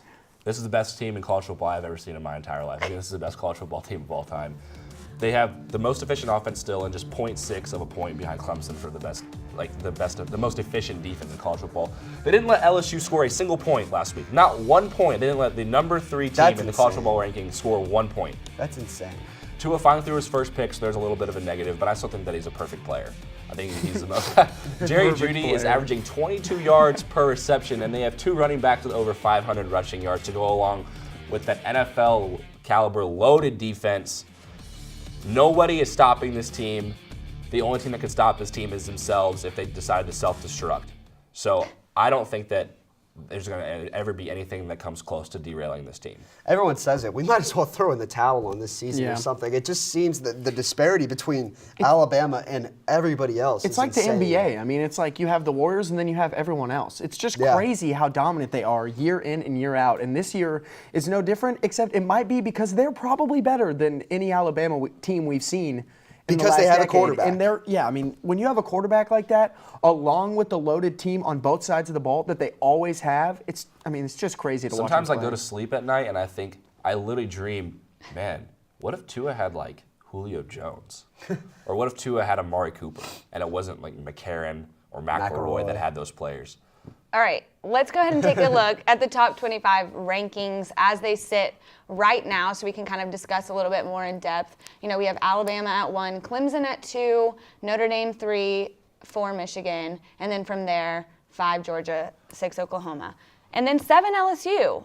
I think that's a big topic of conversation right now. Why are they sitting at 7? Because of their resume, not because they're the 7th They best have team a in the bunch college of good football. wins, and nobody's going to beat Alabama. So you can't just drop them like 10, But to 15 not score spots. a single I know. point. It's pitiful for them to not have scored a single point. Yeah. But I don't even consider Alabama a team in college football. They're not even in the same universe as the rest of the teams. So whenever I see LSU having to play Alabama, I'm like, well, that stinks. Just throw it off as a null and void for this week because they're not going to win. But yes, they should have scored a field goal. If they missed a field goal, they should have had at least 3 points in that game. But I don't know. I mean, I don't think there's 7 or 8 teams better than LSU this year, maybe. So, I mean, I think they're fine where they're at. It just looks bad that they're there with the loss. But clearly you have to But I mean, drop Ohio State's when you lose. Ohio State's in the top 10, and they lost by 30 to Purdue. No, you're right. I mean, at the same time, you have West Virginia, who's a one-loss team. In my opinion, this is a 7-team race. You have the top 6, and the only team outside of the top 6 I think has a chance of getting in is West Virginia. And we talked about this earlier. Imagine if they win out. We always talk about Oklahoma winning out and winning the Big 12 championship because you think it's such a given. What if West Virginia wins out? What if they beat OU, then beat them again in the Big 12 championship? Those are 2 very quality wins to go along with what looks like a good resume. They've got some solid wins on their schedule. They've got that one loss at Iowa State, but Iowa State's not a terrible team again, so that's not a terrible loss. Yeah, I think that if Ohio State wins today against Michigan State and then they beat Michigan, though, a 1-loss Ohio State and then obviously a 2-loss Georgia team are going to be in the discussion for that New Year's Six Bowl. Assuming that Georgia loses to Alabama, which I think that they will. So that's kind of tough as well, because I think a 1-loss Ohio State team, obviously the committee and everybody else around college football is a big fan of Ohio State. They're a team with a lot of pedigree. They're a team that is usually in the discussion, so they're going to be a team that's looked at as being someone that's respected. So if they go with 1 loss, regardless of how wishy-washy they've played this season, they could end up being somebody that the committee lets sneak into a very big game, a game they might not deserve to be in this year. So that's another thing that I'm looking out for, because they have 2 tough games to end the season. Okay, guys, let me complain about something. Divisions and conferences is maybe my least favorite thing in college football. They're so stacked. Yeah. And every single conference it's like that. Like the fact that Utah is probably going to be in a conference title game and Northwestern's going to be in a conference title game. I mean, it's just baffling how many teams are better in one side of the division than any other team in the other. And it's just, when the Big 12 lost teams and took away the divisions, I wasn't sure how I felt about it, but now I love it because the 2 best teams play in the conference title game every year. It's kind of like what's happening with the NBA right now, too. They're talking about, should we just get rid of the conferences and just have just the top 16 teams make the playoffs? But I think in terms of conferences here in college football, I think it's maybe a little bit more about realignment. And maybe this is just a kind of a fluke year, or a year where it's loaded. You've seen like conferences and divisions loaded in the past. The SEC has been like this forever. Yeah, that's a conference that could use realignment, like no doubt. There are some conferences like the Big Ten. And the Big Ten, I mean, Wisconsin is the only team that people ever consider good on that side. Yeah. What's weird though and Michigan State maybe. What's weird though is the SEC probably has the most parity this year. Like they have the most good teams in both conferences on their own, which is odd. That does not happen very often. Yeah, I think you could see some realignment in the future just to make the sides a little more even. But then again, it's college football. The landscape shifts around so often. All the time. It's really hard to tell whenever a division is loaded just because of all the different weapons that each conference has, or each division. It just bums me out that we don't get to watch some of these great teams play in conference title games, which puts so much weight on your schedule and your resume at the end of the year. I mean, when teams are looking, or when the committee's looking at games that mattered, and in your conference title game, instead of playing another top 10, top 15 opponent, you play an unranked team that you just roll over. Yeah, the Big Ten title game should be Ohio State and Michigan this year. It should mean something. The conference title game should mean something. The Pac-12, Washington State against USC Utah maybe, or USC. Yeah. That's not a good game. That doesn't add to their resume. Yeah, well, it'll be good to see how these next couple weeks go. But for now, we're going to take a break and send it back to the remote team for their final thoughts. I don't think you'll want to miss Madeline's word. I'm sure she's got a good one for you. So we'll see you back in a bit.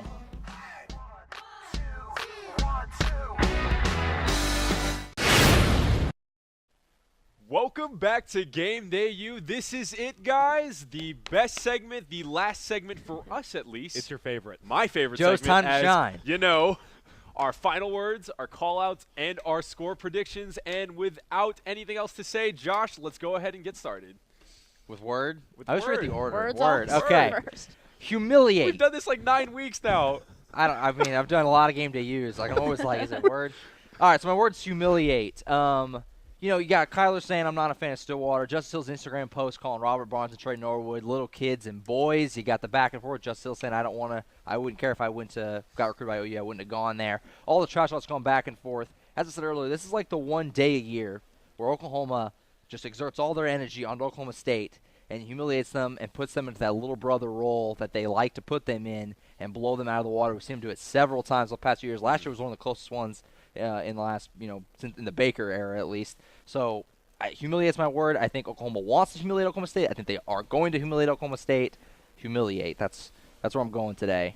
It's so funny to look back at how Mason Rudolph played against Oklahoma every time he played them, because he was a really, really good quarterback. But man, OU just made him look not very good. It was honestly kind of funny how bad he played against the Sooners. I feel like this is the one game a year that always sets like all Oklahoma State fans and players and recruits back a day. Like, man, like because it seems like you get all the hype coming up to the game, which this year's been weird. We talked about it, but all the hype coming up to the game, and then it's like, yep, Oklahoma State is still, just arm and head behind Oklahoma every year. Yeah, it's still little brother, exactly. All right, pull up the thesaurus and dictionary graphic. Madeline, what is your final word?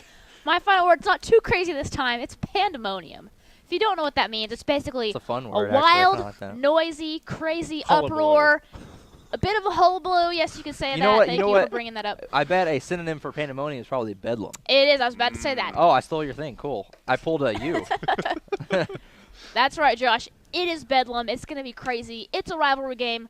These fans get loud. I bet there'll be some Oklahoma State fans who are loud. Like Josh said, a lot of animosity between players on these teams. It's going to be crazy. It's going to be pandemonium. Let's go. All right, Colin. My final word is freeze. Now, I'm no weatherman, Joe. It's cold.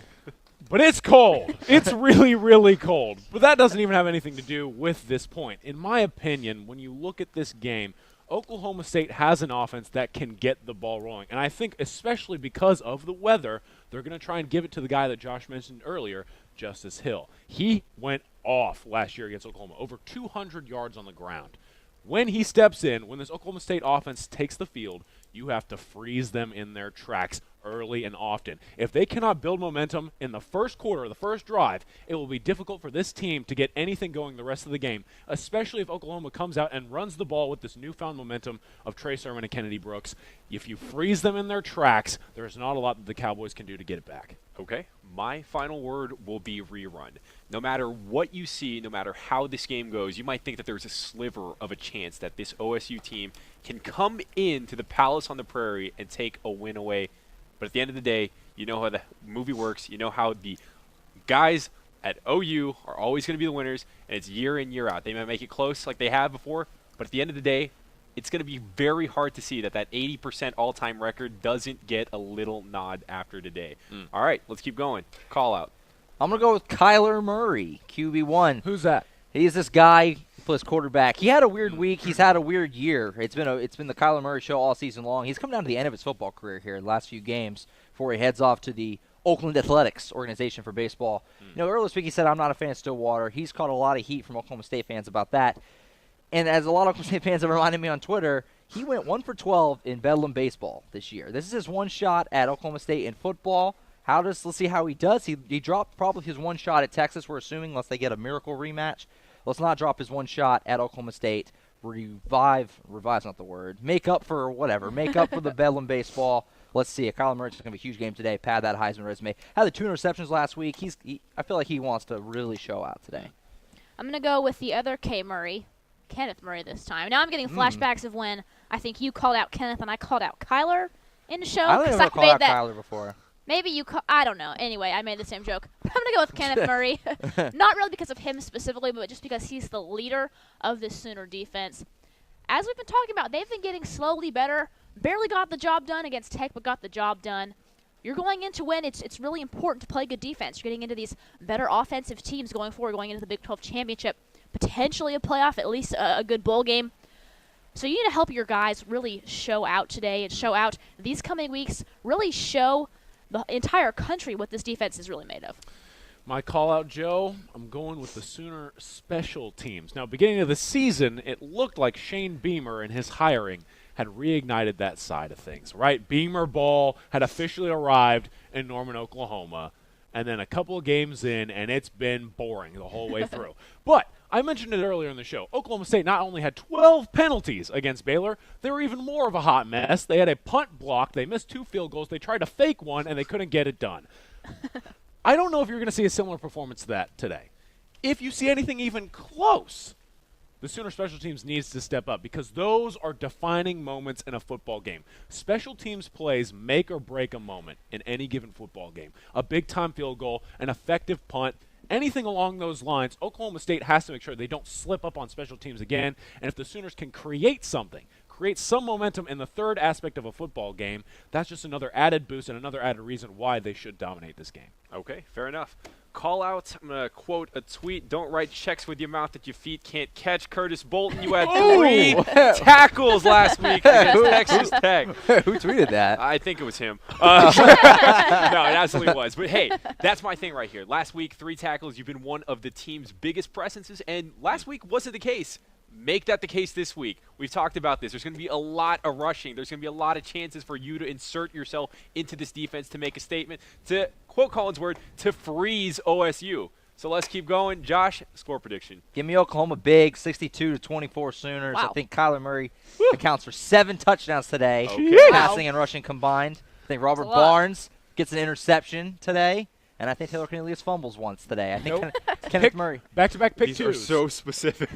Not a pick two. Not a pick two. I think I can envision he's going to go deep and he's going to overthrow because he's terrible. And Robert Barnes is going to catch it for an interception. I wonder if there has been back-to-back pick 2s in college football history. No way. I'm going to go with no. And Kenneth Murray gets a strip sack. Okay. 62-24. Big Oklahoma win. Very similar to K-State game. Okay, Madeline. I'm also going with the OU win. Maybe not quite as big, though. 51 to, what did I say? 34, that's right. I think OU does, like I said, get the win.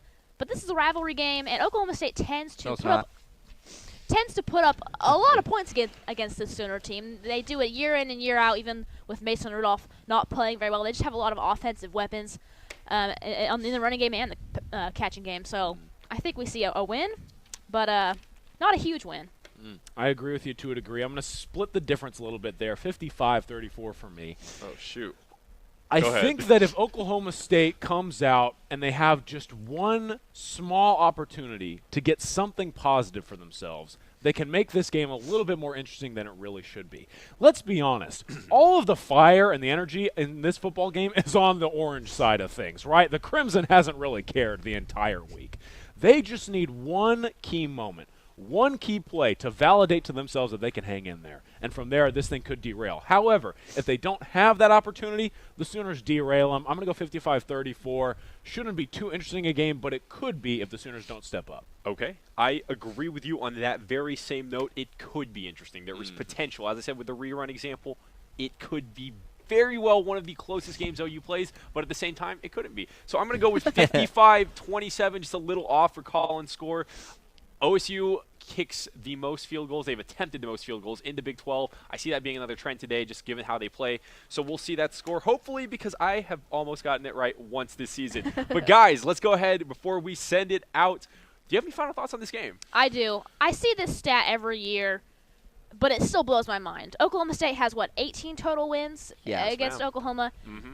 At one point, OU had won 19 times in a row. That's more wins than Oklahoma State I had some stats in my head. Total. Some of my favorites. That's crazy. Some of my favorites. If you doubled Oklahoma State's points every single time, they would still not be winning Bedlam. That's another crazy OU put up 75 points in the first Bedlam. Oklahoma State didn't get their 75th point till the 24th matchup. This is so One more because I'm a Yankees fan. bullying. One more because I'm a Yankees fan and it's fun. Oklahoma State's won Bedlam 18 times. Babe Ruth hit 19 home runs against the Red Sox on a Sunday 19 times. My final thought Drop on the this mic. game has a lot to do with, again, the broader spectacle of things. And we touched on it at the very beginning of the show, but I want to revisit it. What's up? You don't go into this football game. Yeah, you've been on this all crimson thing. You don't go into this football game. You don't light the stadium up red for basically 2 days, burn the entire city's electrical bill, tell everyone to show up in crimson when they already do, boost it on social media for so long, and do nothing. I want to see the all crimsons. Jordan has been pumping out some interesting stuff. Oregon did it the other week. Oklahoma comes out in all crimsons. I want to see it, especially with the number of recruits. You know I'm a recruiting guy. The number of recruits that are coming to this football game, they have a lot riding on this. They need to build some momentum and get those guys locked up because 2019 class, it is effective and it's big time. They want to add more to it. You do that by showing up in something pretty cool, all crimson. If they come out in all crimsons, change my score to 85-0. 100 to -2. What on earth, guys? This is just rude. But he is right, though. Like, that stadium has been lit up all week. It's ridiculous. Yeah, they're tweeting out, like, make sure to wear crimson on Saturday. If they do all of that and they show up in the normal uniforms, That's going to be disappointing. That's the bummer of the century. All right, guys. I am looking forward to this game. I know you guys are. As Colin had put it, this is probably the last real home game. No offense, Kansas. But hey. Man. I'll own up to that insult. Kansas, I said it. Kansas say that right Kansas before. beat TCU. I did. They And did. Texas. I said it. Not this year. All right, guys. Guys, thank you so much for watching us here. We're going to send it back to Lauren Linville and the team in the studio. When we come back, stay with us.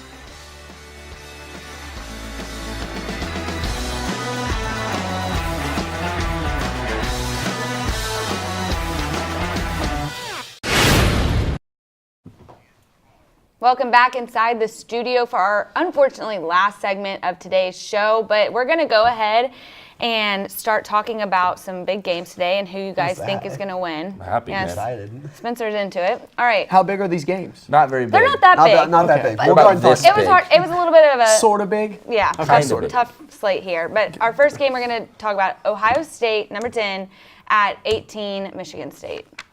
18's a blessing. for Yeah, them. they should not be ranked 18. At I the, end, think of the, at the Ohio end of the State, year, though, they give these teams these rankings to kind of Yeah. like make the matchups look juiced up at the end, but Yeah. they're not the 18th best team. I think that Ohio State is going to roll them today. I think Dwayne Haskins is going to have a huge day. Michigan State's defense has not been impressive the entire year. I don't think that they will struggle even for one quarter. And I know last week against Nebraska they struggled a little bit, and I just think that's a bit of a fluke. I think sometimes just games get away from you, but they are going to get right back on track this week, and they are going to roll over the Spartans. Yeah, I think this is a chance for Ohio State to really make a statement. Like you said after last week, struggling at home against Nebraska, and Scott Frost kind of showing up out of nowhere and playing well for really the first time all season against a good Frost team. didn't play pretty well. He played really well. I think he had two touchdown passes. Nebraska played pretty well for the first time really against a ranked team all season. But I think Ohio State really has a chance to kind of jump out and say, hey, we're still here. We're still around. Dwayne Haskins, I think, is a big opportunity. Second in the country in passing yards per game. He's going up against a Michigan State pass defense that's 96th in the country. So I think that's a big opportunity for him. Yeah, I think he could have a field day today. I think Ohio State wins big. Yeah. Well, I get to go last. I get the blessing of going last and agreeing with both of you, so it's not going to really be that cool. Copycat. But, yeah, I'm also going to go with Ohio State in What? this one. Yeah. I mean, they've been a little shaky. They lost, had a bye week, and then were not very good again against Nebraska, as you guys just mentioned. But they have all the talent in the world. They have a top 5 quarterback, maybe a top 3 quarterback in college football this year. He can do it all. He can sling the ball. He racks up a ton of yards. Michigan State, as you said, really doesn't have much of a defense, and to go along with not having much of a defense, they have even less of an offense. Yeah. Michigan State isn't very good. Like they're just not. Seriously, how are they 18? They're not. Like they're not good. Dwayne Haskins has 1,500 more passing yards than Lewerke does. Lewerke, yeah. He has 1,500 more It passing doesn't yards. matter. And Yeah. the Buckeyes, they want that one-loss matchup with Michigan at the end of the season. That's what they're playing for right now. That would be the biggest game in college football of the season up to that point. Yep. That would determine a lot for the college football playoff landscape, and they want that, so that's what they're going to get. All right, we'll see. You're all in agreement there. Let's move on. Number 24, Auburn at 5, Georgia. I have a feeling we're all going to agree on this one, too. Except for Lauren. Sam touched on it earlier. I mean, Georgia is outstanding. I mean, they have great running backs in Holyfield and Swift. Holyfield's got a heck of a gene pool also. Oh, yeah. Yeah. And if you don't Who's like his dad that, again? yeah, if you don't agree, his dad will knock you out. Unless you bite his ear. Oh, nice. I think He's wearing a helmet. I think that Georgia. All right, let him speak. Let me the man speak. Let me speak. talk about Georgia. I think when you Georgia. watch Georgia play, something that's really mind-blowing to me is how fast they are. I mean, every time anyone touches the ball on that team, they just zoom. And I think we're going to see that again. It's like a Mazda commercial. Auburn started the season. I think people had a lot of high expectations, and this is going to be another example of those expectations not being met. I think Georgia is going to stomp them. I think they're going to run the ball, they're going to pass the ball, they're going to score a ton of touchdowns. Football. And big dog win today. Big Georgia Samuel, Bulldog. what do you got? Yeah, sorry, Lauren. I'm going Georgia all the way. Auburn's been so inconsistent this season on offense. Jared Stidham, we thought he was the big deal. He's shown out in some games. Not the and he's big dog. Not the big dog. He's not the big dog on that field. That's Jake Fromm right there on that quarterback. He's looked inconsistent. Auburn's defense is solid, but Georgia's just locked in right now. After losing a couple weeks ago to LSU, 2 straight wins over top 10 teams by a margin of 18 points per game. They're locked in. They want to make a push for the playoff, and they've got that SEC championship game rolling around pretty soon. So this is just another step in the process for them. Yeah, I mean, defensively, both teams, numbers-wise, have been kind of even, but Georgia's obviously the far superior team in this one. Their offense is way more complete, way more explosive. They have way more weapons at their disposal, as you guys already mentioned. I'm going with Georgia as well. Since they lost to LSU, they routed Florida and Kentucky in back-to-back weeks. They've played very, very well. They haven't looked like they have many holes at all, because a lot of people said this could be a game where they slip up and get upset again. Even though they were close in the rankings, a lot of people still looked at Georgia as being way better than Kentucky and Florida, and they proved that. Yeah. They want to be in top shape, and they want to be as good of a team as they can be moving into that game with Alabama. So they're going to do everything in their power to keep winning, and that's what they'll do today. Yeah. Jake from State Farm gets it done. State Farm. State Farm. Make sure you say it right if you're going to say it. Jake from State Farm. Jake from State Farm? Jake from State Farm. There you go. Well, I'm not even going to talk about this game because y'all are just going to accuse me of being a Yeah, fan. who do you got in this one? No, I don't get a pick, but if I did, I wouldn't pick Auburn. So, wow, shock. All right, so number 2, Clemson. At number 17, Boston College. Who's got Clemson? Explain why. Okay, I think give us a reason. I think that it's just the fact that they have been so dominant every single game they've played in this year. I think the only way Boston College has a chance to win this game is if A.J. Dillon runs for 1,000 yards. 1,000? I think Clemson is going to roll them. I think Trevor Lawrence, he didn't play a lot in last week's game because he didn't need to, and he's back. Their run game is still stacked. Those guys aren't going anywhere. Boston College's defense isn't going to slow them down at all, and I think Clemson's just going to keep rolling until the playoffs. So. I will say I think this game might be a little closer than people think just because the environment College game day is there. You can expect Boston College fans, I think, to get pretty loud. Trevor Lawrence, you talked about him, he's been solid. Hasn't really been battle-tested this season, though. If you look at it, the one game that really was a tough team was Syracuse. He left with a concussion, only had 93 yards in that game. So I think this is a big opportunity for Boston College to try and make a statement. A.J. Dillon's going to do his thing. He's one of the best running backs in the country. He got hampered by injuries earlier, but now he's back to normal. Anthony Brown's going to need to play big. He only had 130 yards and a pick last season against Clemson, but he's been a lot better this year. I still got Clemson. Oh, yeah. We all raised our hand already, so you know that I'm taking Clemson. They're playing their best football right now. Etienne has 1,000 rushing yards on 116 attempts. That's a lot of yards per carry. He's going to keep getting more and more of those today. Boston College isn't slowing anything down. It's Clemson by a lot. They're also a team that is overranked right now. I think Boston College will keep it close, but in the second half, Clemson pulls away pretty easily. Wow, you guys agreed on every single one. It wasn't hard this week. Yeah, You're it wasn't right. hard. But, There wasn't too much. Let's talk about your upset picks, something you might not all agree on. Kyle? I'm upset. I'm going to start with maybe the best night game tonight, and I think that it's Tech over Texas. I think Texas has looked really bad the last 2 weeks, and I know that they were keeping the pace with West Virginia, but West Virginia looked like the better team the entire game, and then they lost to OSU the week before. In night game, we saw how crazy the atmosphere was last week in Lubbock, so I don't expect it to be any different. And we already know Texas is soft. Yeah. They've been whining all week. But I think that Tech is going to take Texas down at home, and then we'll see the Longhorns lose their 3rd straight. Can't complain about that.